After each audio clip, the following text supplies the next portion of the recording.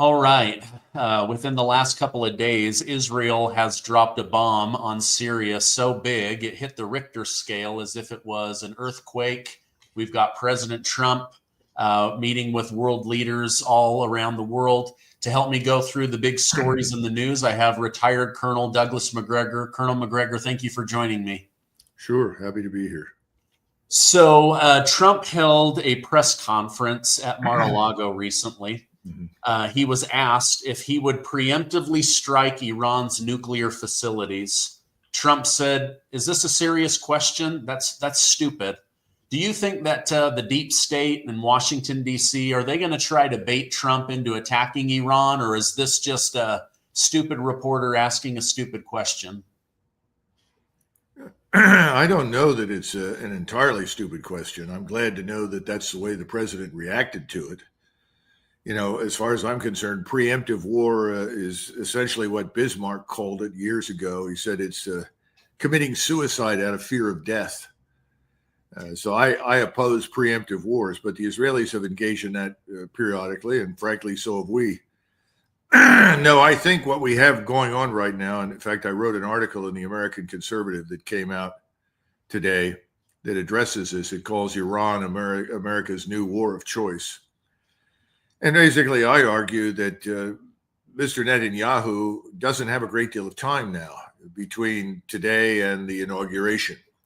He's wrestling with what to do next. Contrary to what he said publicly, Hamas is not entirely destroyed. Neither is Hezbollah. But Syria has disintegrated.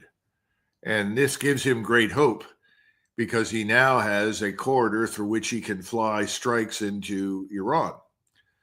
So my supposition is that he's not going to wait too much longer to attack Iran. Why wait for the possibility that President Trump arrives in office on 20 January and then decides that he's not very enthusiastic about a war with Iran?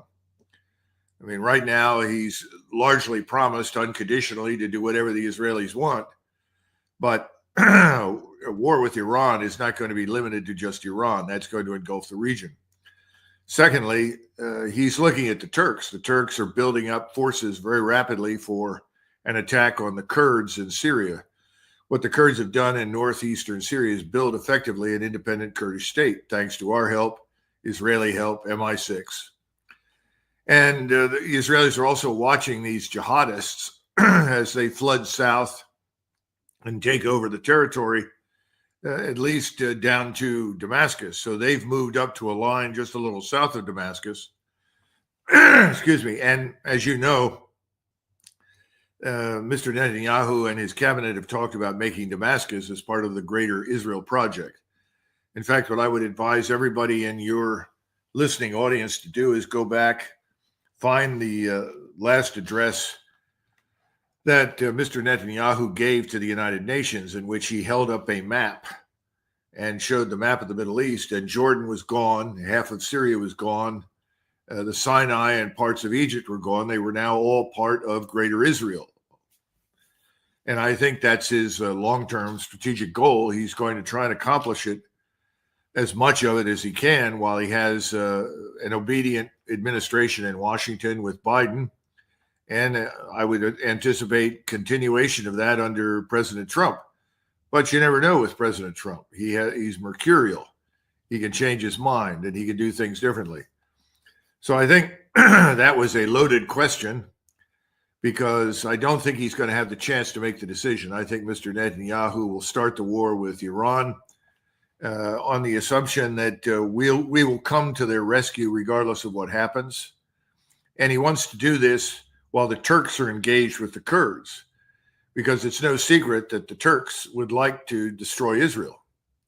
They're less vocal about it, but they have the military power, particularly the ground force. And Mr. Erdogan has talked about Turkish troops marching into Gaza. And one can say with almost absolute certainty, he would love to march into Jerusalem and posture as the Islamic hero that liberated Jerusalem for the hated Israelis. So you put that together, and you really want to get us involved in the region. You want us to be part of your war if you're Mr. Netanyahu, because the larger picture is not favorable strategically to Israel. Okay.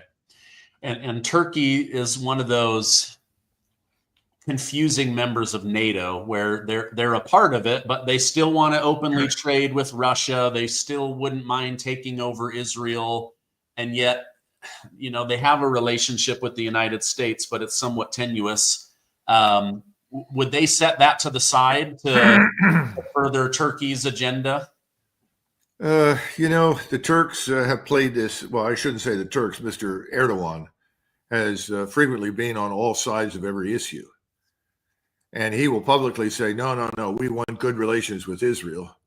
But we know that in private, Mr. Erdogan is far more Islamist and extreme in his views than he is publicly.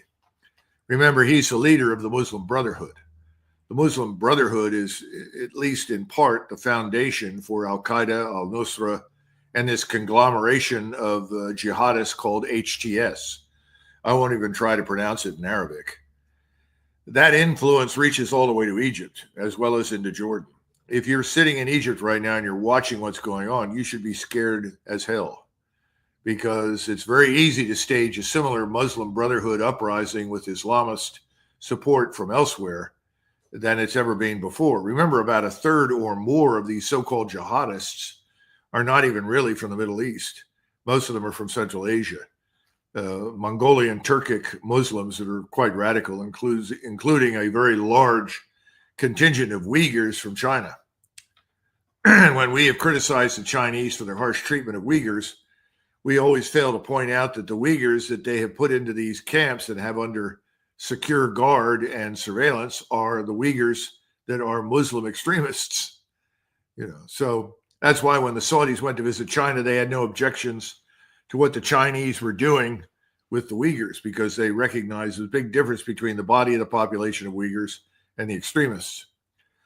So right now, we have this joint Israeli-Turkish hegemony attempt over the entire region. I don't think it'll last. I think it'll break apart. And the Israelis are going to have to face the ugly truth that they now share a border with Turkey. Because even though they may call it something else once they've disposed of the Kurds, what remains there will be a satellite of, or frankly, almost an integral part of Turkey. What was this bomb that Israel dropped in the last few days? I saw a video of it on Twitter, and it looked massive. And I read that it basically set off the Richter scale 3.0 earthquake. What was that? Well, to be frank with you, I don't know.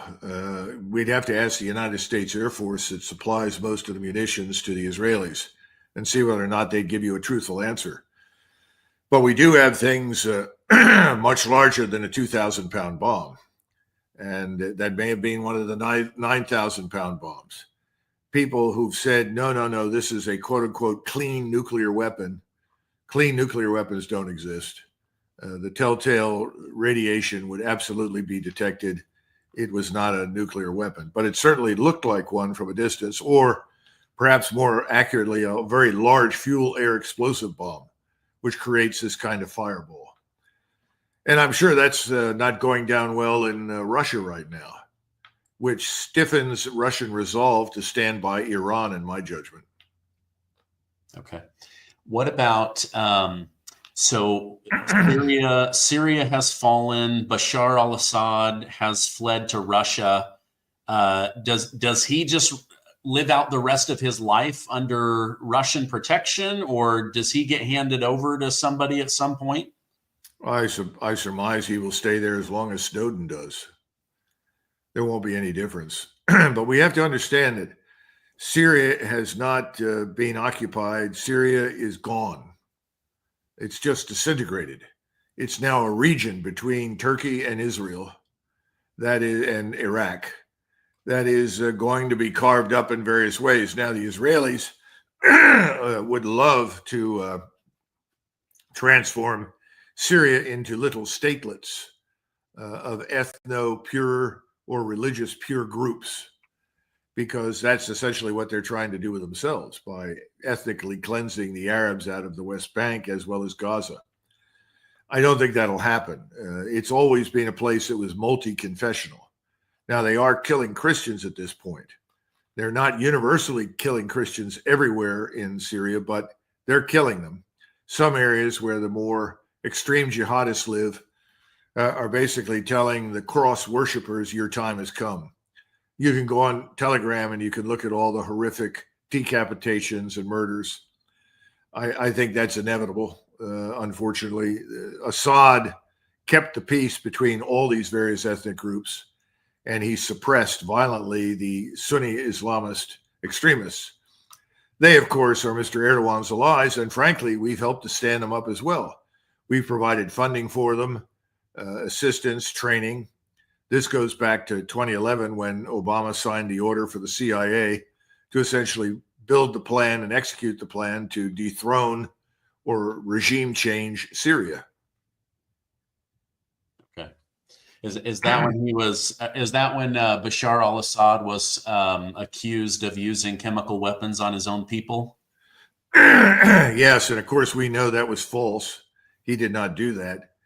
That was another false flag managed twice by the so-called white helmets, but they were set up by MI6 in London. The British intelligence agency staged that. Everybody who's looked at it has come away with that conclusion, especially British people or former diplomats, intelligence types, as well as people in the United States. But unfortunately, that lie still, is perpetrated everywhere or disseminated everywhere. Even Trump referred to it, which is sad because it's just not true. Okay. You mentioned this bomb with Israel. You would have picked up on radioactive stuff. What do you make of these mystery drones over New Jersey? Biden, his administration, the Department of Homeland Security, they're all saying, we have no idea what these are, but don't shoot them down. Trump is saying, of course, the government knows what they are.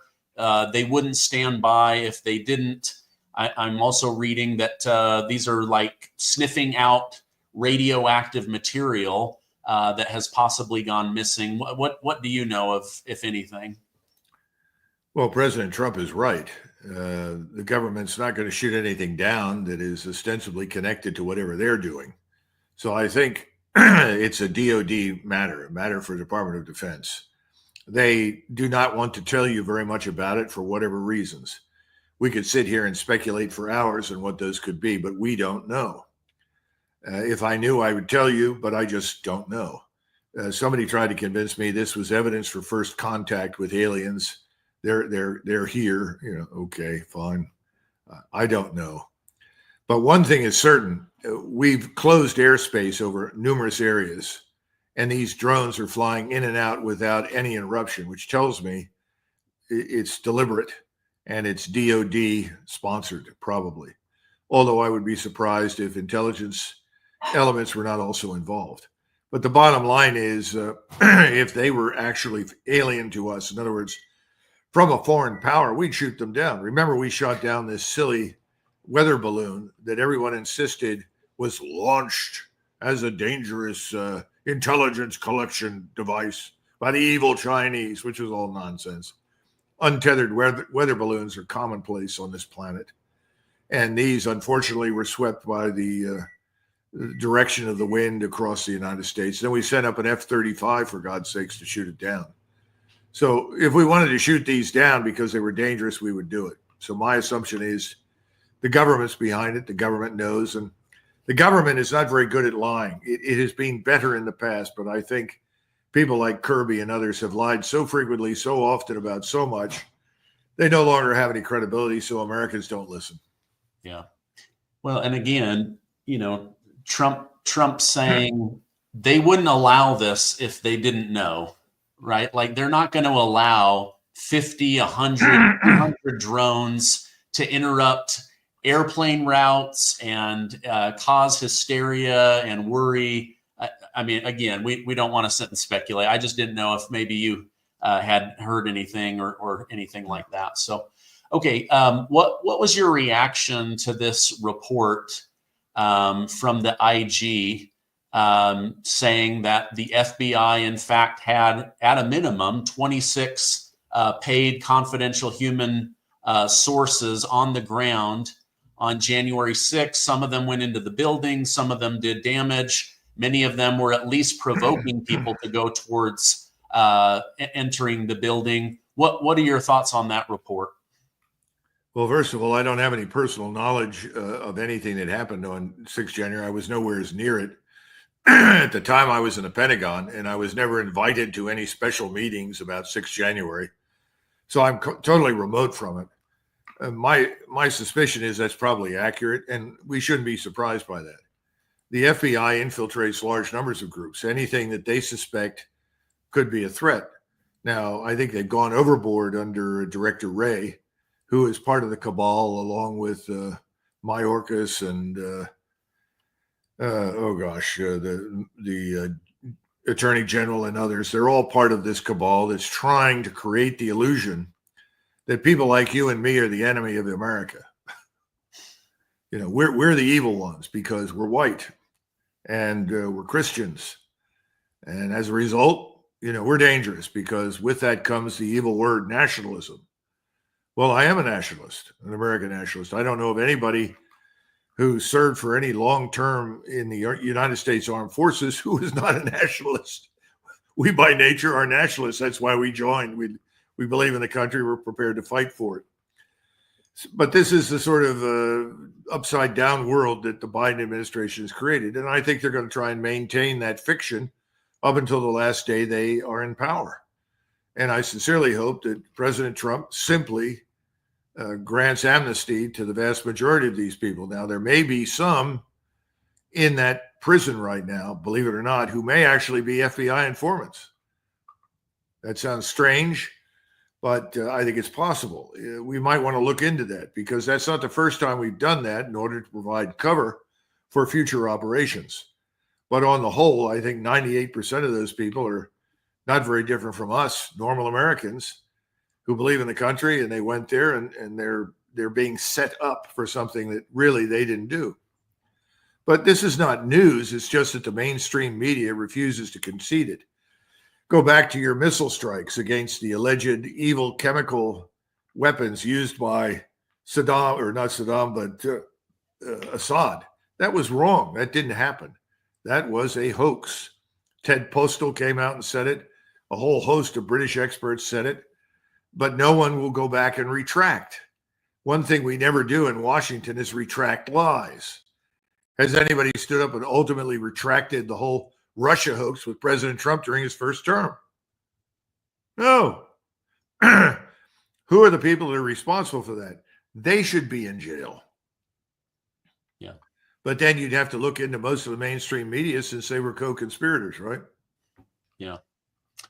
I was shocked that Trump actually won a lawsuit against George Stephanopoulos and ABC because, you know, all of his other ones, they've been dismissed. Oh, you're a celebrity. Oh, you're a public figure. I was shocked to see him actually win one of those. Okay, going back to President Trump at this same Mar-a-Lago press conference. He was asked if Xi Jinping of China would be coming to his presidential inauguration. Trump said, "I don't know, but look forward to working with him." He then said Xi and himself get along well, which is good for America. He then said, if America and China work together, they can solve most of the world's problems. Is this Trump being diplomatic? Is this Trump thinking like a businessman? Is this Trump being aware of the fact that it's better to compliment people you're competing with versus criticizing foreign leaders? What are your thoughts on that? King George V, William II of Germany, King George V of Great Britain, and Tsar Nicholas II of Russia were all, I think, second or third cousins. They grew up together. They knew each other. None of them wanted the First World War. I mean that. None of them really wanted it. What happened? We got the First World War. So however good you may have in terms of relations with a foreign leader, it's not very significant. I think President Trump has a habit because he sees this as a critical component of his business experience. Well, that may work in business, but in the hardball world of international relations, interests are what drive everything. If your interests coincide, well, then you have common ground. You can forge whatever economic or political or cultural ties you want. But if your interests do not coincide, you may come into conflict. And that the challenge then is to find those areas where there's not agreement and avoid them. That's what intelligent people do. We haven't been very intelligent over the last 50 years. In fact, we've cultivated these conflicts. I think we've cultivated crisis and conflict with Russia far too long. It's catastrophic now. And I think we've done the same thing with the Chinese. That doesn't mean we agree on everything, but there's no real rationale for an armed conflict. So I know President Trump likes to say that. I don't think it makes any damn difference. Okay. Could it be, though, that because I think he's still going to try and use his tariffs on China, the ones that he got in place before that Biden kept, he's going to probably keep those. Could it be that he is hoping to maybe go through the back door, the Chinese back door, in order to get to Putin, in order to end the Russia-Ukraine war? Well, I think there are very, what I would call unenlightened or small-minded people around President Trump who believe in that. That's foolish and stupid. There will be no daylight between Beijing and Moscow. There's no reason for daylight. They are in a very mutually beneficial relationship. Everything Russia has, China needs. And what China produces, Russia needs. So you can ship all of your natural resources, mineral wealth, other things periodically to China. They pay a fair price. The Chinese have not tried to gouge the Russians in any way. And the Chinese are producing consumer goods now that compare very favorably with those things produced in the United States and Europe. And so the Russians are happy to buy them. It just doesn't make sense for conflict to exist between China and Russia. The Chinese do not want to live in lower Siberia. I know that comes as a shock to everybody in the United States, but they really don't. And if you look at China and where its people lie concentrated, they're all along the coast. You go in the coast maybe 300-400 miles, and the size of that coast is referred to in Asia as the Chinese banana, because that's where the Chinese live. That's where they produce everything. That's where they work. The Chinese like it. They're happy there. Now, they do move into other countries, and they frequently get into a lot of trouble because they do not assimilate. They're very tribal. They establish colonies, and then they work hard together as a group to gain more and more wealth until they take over the economy. Then the Chinese are thrown out of the country. They've been thrown out of Vietnam, thrown out of Indonesia, tossed out of Malaysia. The Chinese are not wanted because of their tribalism and the obvious connection back to the motherland. And the Chinese more recently had a problem in Vietnam. It got to the point a few years ago where the Vietnamese burned down Chinese factories and were attacking Chinese citizens. So everyone in the Pentagon expected a war to break out between Vietnam and China. The Chinese would strike back. No, not at all. The Chinese sent ships and planes to gather their people and bring them home. And the Vietnamese and the Chinese settled their differences in the South China Sea at that point over oil drilling platforms without going to war. Then they established a hotline between Ho Chi Minh City and Beijing so that if anything serious came up, they could contact each other immediately. Does that sound to you like an aggressive, hostile China that wants to overrun and conquer Asia? They want to do business. And as always, there are pros and cons to doing business with the Chinese. There are pros and cons to doing business with us. I mean, keep in mind, we're always quick to tell somebody, well, we'll do business with you, but we insist on the following standards for human rights, standards for democracy and liberalism, standards for laws and all this kind of business. And most of the time in Africa and Southeast Asia, elsewhere, people say, forget it. You don't understand our country. There's a famous event where an Israeli ambassador went to visit with an Uzbek president. This is just a few years ago, and said to the Uzbek president, hello, I'm from Israel. We want good relations, do business. And the president of Uzbekistan said, well, we're happy to have you, but we need to sort some things out right now. I just threw the Turkish ambassador out of my country because he was trying to cultivate radicalism in our mosques.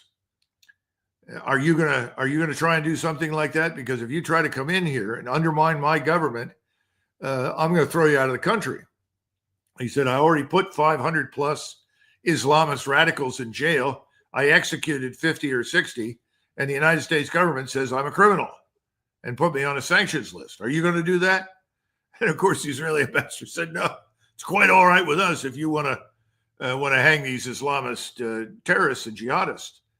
We are out of touch with the rest of the world. The rest of the world, the whole world wants to do business with us, but they don't care to be dictated to by us, how they live, how they govern, and what kind of culture they should maintain. What do you think will happen with this Russia-Ukraine war? I mean, obviously, Zelensky, he's running out of bodies, he's running out of support, he's running out of money, yet he continues to beat the war drum and openly, I guess, not be hostile towards Trump, but just he doesn't want to go along with Trump trying to end this war. What do you think will be the outcome as Trump officially is inaugurated end of January? A couple of things. I've said this before. This man Zelensky was born in Russia. His first language is Russian. He is not a Ukrainian. So we need to understand that. He had trouble learning Ukrainian. It took him several months to master Ukrainian, which is, if you speak Russian, it shouldn't be that difficult, but it was difficult for him. He's advertised his Jewish connections because I don't know that he's a practicing Jew, but he's of Jewish ancestry. That is being useful to him politically in Ukraine to portray Ukraine as a victim, of course, and to cultivate anti-Russian sentiment. I wouldn't pay any attention to Zelensky. He's a puppet. Now, who are his puppet masters? Well, they're people like Soros. I would even argue someone like Larry Fink, who has great connections back to Zelensky because he's been trying to buy up what remains of Ukraine west of the Dnieper River and repurpose it for whatever he wants in agriculture. You remember this young man, I can't remember his name now. He was accused and then charged and eventually prosecuted for stealing billions of dollars through some sort of scam hedge fund. His parents were at Stanford or something as professors. I can't remember his name, but Sam Bankman-Fried. That's yes, right. There we go. He was connected to Zelensky and to Fink and all these other people. You got to step back from this and see reality. The Ukrainians are intelligent people, but they're very gullible. And I think a lot of Ukrainians, largely because of their memories of the Second World War and what happened in the interwar period, were quite anxious to see the Russians punished or harmed in some way. You got to go back and you have to understand what was done from 1929 to 32, specifically in Ukraine, where at least 6 to 7, maybe 9 million Ukrainians were killed, probably 2 million Russians as a result of an orchestrated famine. That had been done previously by Trotsky and others in the Bolshevik leadership inside Russia in the early 20s, orchestrated famines. In other words, it's cheaper, faster, better to do two things to your political adversaries. One, you can starve them to death. Two, you can deport them to the Arctic Circle, where eventually they just die of the cold up there and the hard work. Then, of course, you can shoot them. But it's cheaper to do the first two things. And that's what Lenin and ultimately Stalin were engaged in. How many people died? Nobody will ever really know with precision because the Russians are horrible at keeping records. But I think somewhere between 20, 25 million people inside the Soviet Union were killed from the time the Bolsheviks took power in 1919 until 1939. I mean, the first things the Russians did to about 1.5 million Poles who were living in Eastern Poland, when they took the eastern half of the country and the Germans took the western half, they deported all the Poles to labor camps. Most of them died. This is how the Bolsheviks did business. So millions and millions of people have been killed that way. The Ukrainians have never forgotten. They call it the Holodomor, and they're right not to forget it. The problem they've got is to understand that today's Russia is not the same Russia. It's not a communist state. And however many buckets of filth and abuse everybody wants to pour all over Putin's head, he is not Stalin. He's not Lenin. It's not even close.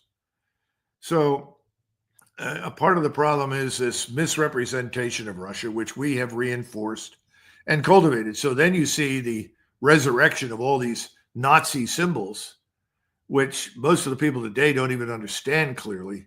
And what they stand for is not good, obviously. And then you get this horrible war with the Russians. Now, all this needs to go away. Get rid of Zelensky. And I think the way you get rid of Zelensky, and I have urged this repeatedly to Donald Trump, suspend all military aid to Ukraine. Stop it. 50% of it is stolen anyway. Why do you think Mrs. Zelensky's driving a Bugatti up and down the highway between Poland and Kiev? I mean, perhaps you're wealthy enough to own a Bugatti, in which case my hat's off to you. But in this country, that's not commonplace.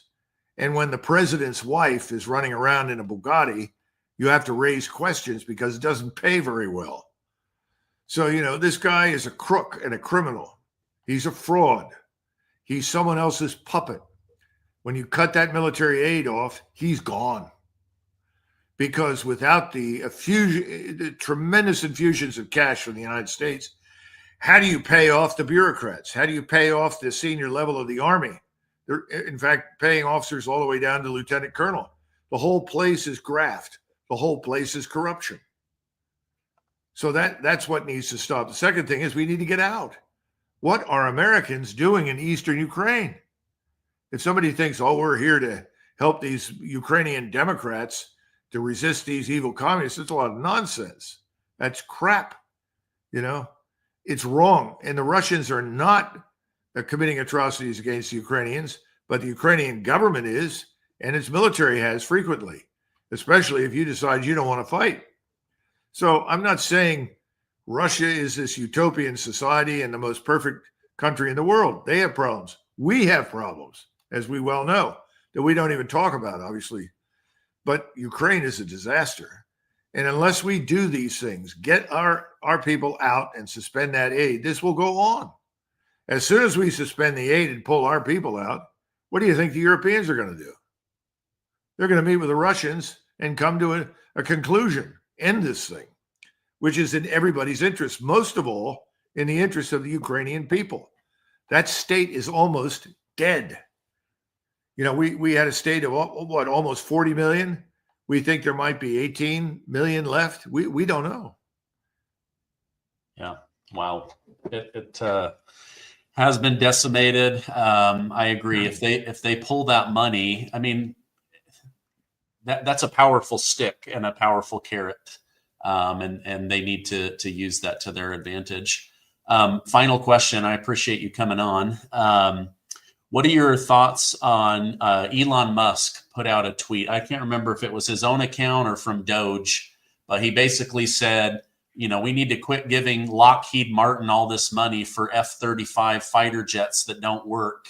The future of war is drone warfare. What do you think about his comments? Well, I think he's half right. The future of warfare is not here yet, but it's developing. And unmanned aircraft, unmanned submersibles, unmanned any number of things in the sea and in the air, as well as in space, are going to replace humans in most cases, but not entirely. And we don't know what that means yet. We know that in general, yes, but what the exact trade-offs are is unclear. We've struggled with this for years. Artificial intelligence does not equal human intelligence. It does many things better than a human mind can do, but it doesn't reason the same way. It's all about curve-fitting algorithms. I mean, I don't want to waste everybody's time here, but it's more complex than we can deal with in this short session. But I think he's on to something else, which is why do we subsidize these, frankly, government-sponsored corporations, and they produce something that's not of any value. Well, there are two reasons. First of all, there's no oversight by the civilians who control the Department of Defense. Secondly, you've got a lot of people on the Hill, in the Senate, in the House, who make a lot of money as a result of pushing bad programs. And it's not that they know they're bad and push them. They don't in many cases. I mean, I've sat with members of the Senate and the House Armed Services Committee, and they'll frankly, I want to give the military whatever it needs for the military to be good. Well, who can argue with that? But what if you're not giving the military what it needs? What if you're giving the military something it says it wants but shouldn't have? The other problem is you've got people at the top of the military that are busy cultivating future jobs outside of the military when they retire. Too many of them are involved with that. So you have a need for change in the way we manage our human capital, change in the way we structure and organize our armed forces, change in terms of strategy. Because if you read something from the government that is allegedly about strategy, what it says is, well, Russia's dangerous, China's the new big enemy, but then there's Iran, there's North Korea, and they all have satellites and supporters in the following various states in the Western Hemisphere as well as the Eastern Hemisphere. And new dangers are emerging in Congo. We see Islamists there. So, okay. The world is full of threats, but the world isn't full of threats. 90% of what passes for threats doesn't make a damn bit of difference to us. No one is interested in pouring money into defense of the United States. Well, what about the borders? What about our littoral waters? What about our ports and harbors? What about our airports? Shouldn't we take care of those? Shouldn't they be secure? And frankly speaking, it doesn't make any difference to us how many Islamists may be in Chad or, the Congo Republic or anywhere else. They'll come and go. In fact, you've always had various forms of Islamists inside the Islamic world, just as we have had, at least until recent years, in many cases, radical Christians with radical ideas. Religions breed this sort of thing. Government failures reinforce it. We can't fix all of that, but we can certainly defend ourselves here at home against it and stop intervening in countries where, frankly, we have at best marginal interest.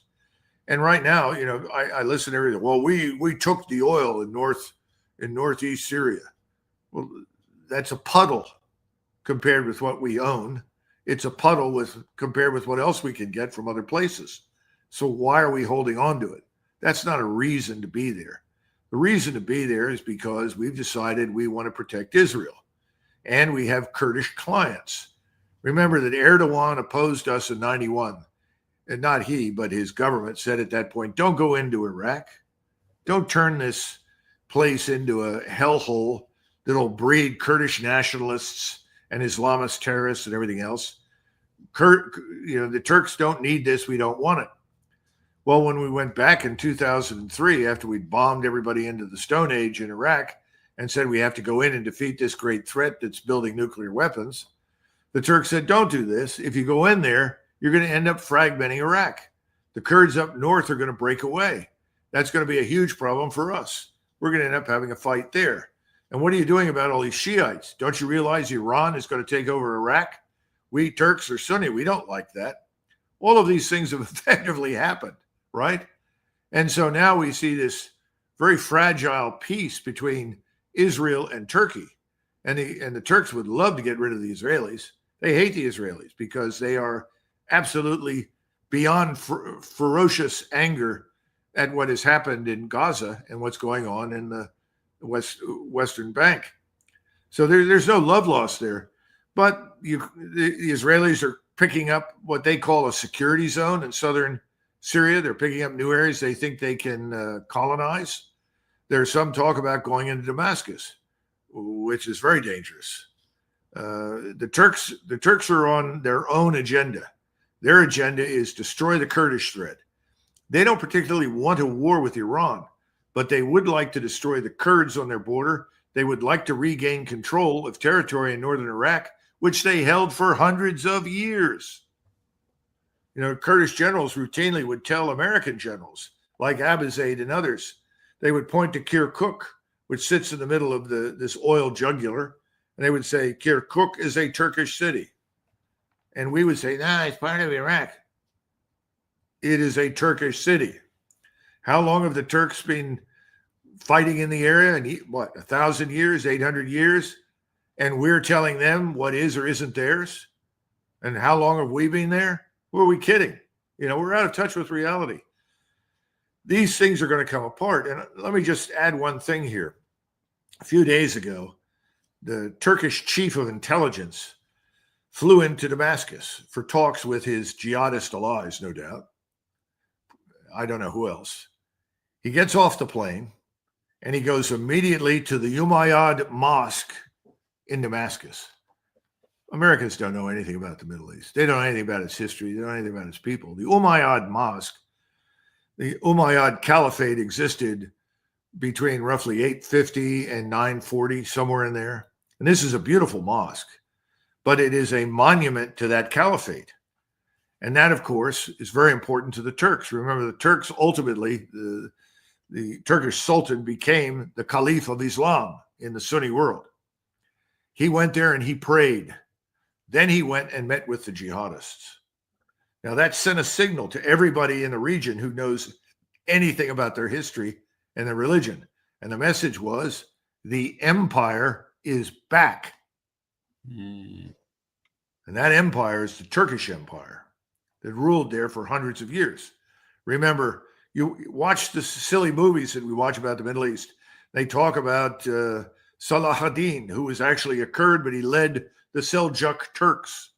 And what was his capital other than Cairo? It was Damascus.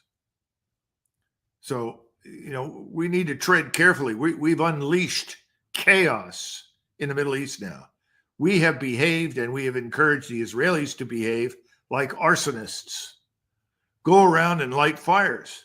The Israelis want to destroy all of their enemies, which encompasses much of the population that lives around them. So they've just lit fires everywhere they could. Now the fires are burning out of control. And we haven't even had the war with Iran yet, which is coming, because that's step number 2 for Netanyahu. He's got to go after Iran before the Russians finish up in Ukraine and the Turks finish up with the Kurds. While the Turks and the Russians are busy, he wants to go after Iran, which he thinks he can bully into submission. But if he can't, he's going to call on us to help him and rescue him, and then we'll do the job for him. And once you destroy Iran, that only leaves Turkey. Wow. We've always got our nose in someone else's business, or an ally is putting their nose, knowing that we'll follow them, right into the battle zone. Colonel Macgregor, I want to thank you for coming on. I know there's a lot going on, Russia and North Korea and Ukraine and Israel and the Middle East. It's a lot. I appreciate you keeping up on all of it. And never forget, our borders are open. These Venezuelan gangs are everywhere now. They're finding their way to affluent neighborhoods. They're a threat to everyone. And they're the tip of the proverbial iceberg. And we're losing 110, 120,000 people a year to fentanyl, which comes up largely from Mexico. So I wish you Merry Christmas and a Happy New Year. And I pray for fundamental change in the future. Yeah, me too. Amen. Merry Christmas. Thank you so much for coming on.